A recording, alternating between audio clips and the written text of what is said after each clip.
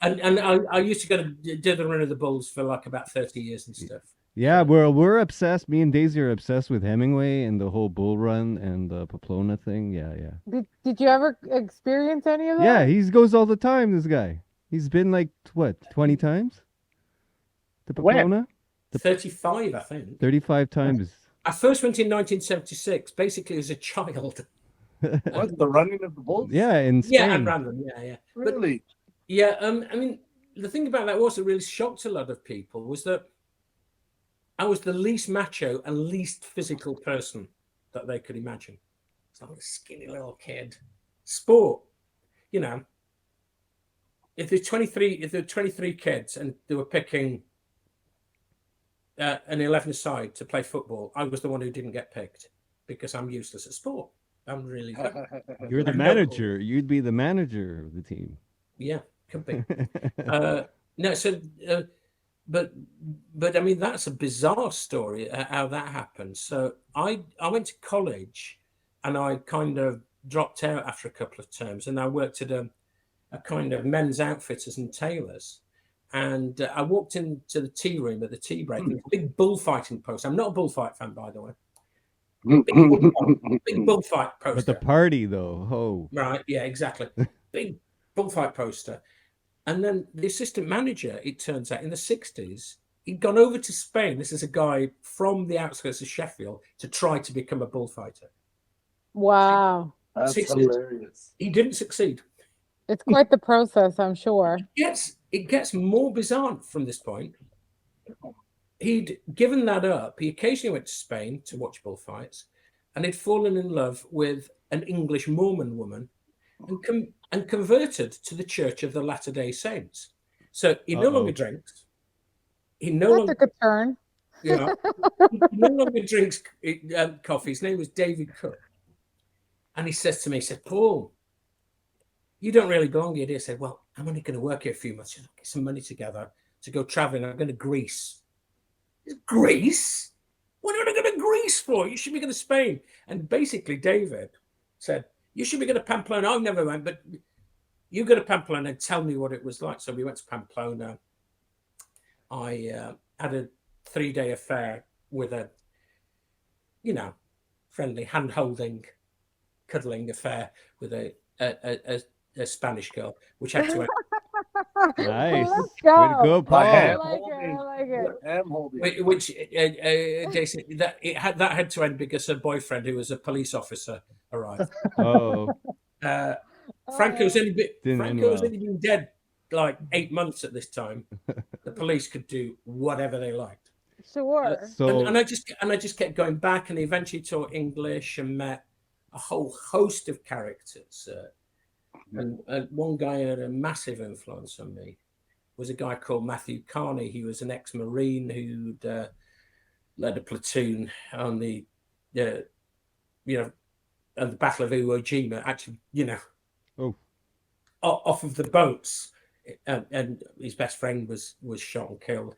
He was injured, and he was a male model, very handsome in that classic Irish American kind of way, and also studying at the Sorbonne. He never got his PhD. I think he just started arguing with his lecturers. And we met him in Pamplona. He used to just leave us his keys for his little garret in Paris. So Pamplona had an enormous effect on me outside the whole bull ring thing. But I used to do the bull ring thing because I'm here. Yeah. I might as well. It's a party. So you've traveled quite a bit. So you've been like all over.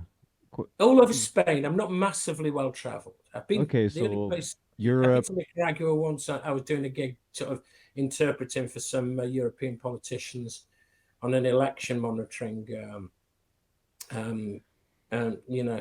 visit. But the whole Spanish thing is just has been really, really, really important to me. And Pamplona is a fantastic and beautiful city outside of the context of the bull run. And I used to go,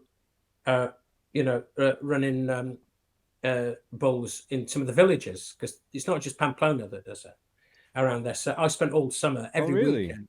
I was out there risking my life for no good reason. And a friend of mine. That's what you do when you're young, right? Yeah, right. Except I'm coming back and listening. This is Paul. He's like, he'd never do anything in the slightest bit dangerous. What's gone wrong with his brain? And one funny story is, if you can imagine that, by this time it's like the late 1980s. I've given up bull running, put a bit of weight on, parked that. I've survived it. Not going to do it ever again. And we're watching a documentary, and it's about Pamplona. And there's my mother, who's by this time in her early 60s. She's like a classic, old-fashioned, blue-collar, working-class Sheffield woman who, left school to work in the factory and be a cleaner when she was 14. And she sees this, and she sees the bulls coming down the street on this documentary. Oh my God! Oh my God! Oh my God! I'd have never slept if I'd have known that's what you were doing. I just thought they were baby bulls. Baby bulls. Because in her mind, her little lad who didn't go out playing football, sat reading a book, would have never done anything dangerous. Anyway, my mum was a fantastic character. And as I said, Wait a second. You weren't being chased by the bulls. Just to contextualize this, basically what's happening is they're releasing the 6 bulls who are going to be fought in the ring and die. That's the truth. That evening, into the streets, surrounded by steers. And the steers are part of the same bloodline, the same family, so they all feel comfortable together. When it gets really dangerous and people do get killed, so don't do it if you're not prepared to take that chance. No. It is when a single bull loses his brothers.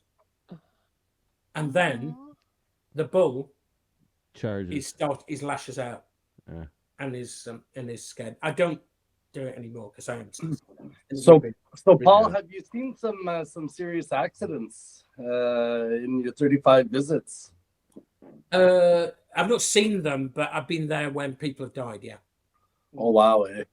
Twice. So there's twice. Yeah, twice. There was one day when a bull killed 2 people. There's a running of the bulls, but there's also there's a what do they call them? Matador? Matadors. El Matador. El Matador. El Matador. That's what I thought you were watching, was the Matador in action with the thing. I didn't know you were running from the bulls. Oh, good no. Yeah, like Hemingway. They don't really talk about that in the book. Yeah, right. No, Hemingway was, he wasn't running from the bulls. He was just drinking. He was just drinking beer, man, like the whole time. And he never claimed to. But in those days, in the 20s, there'd be about 50 to 100 people running, and now there's thousands. It's too crowded. I wouldn't advise anybody to do it. You're more likely to get trampled by people. By people than the bull. You've been killed by people than the bull. But you can. You can, absolutely. Of course you can. Of course you can.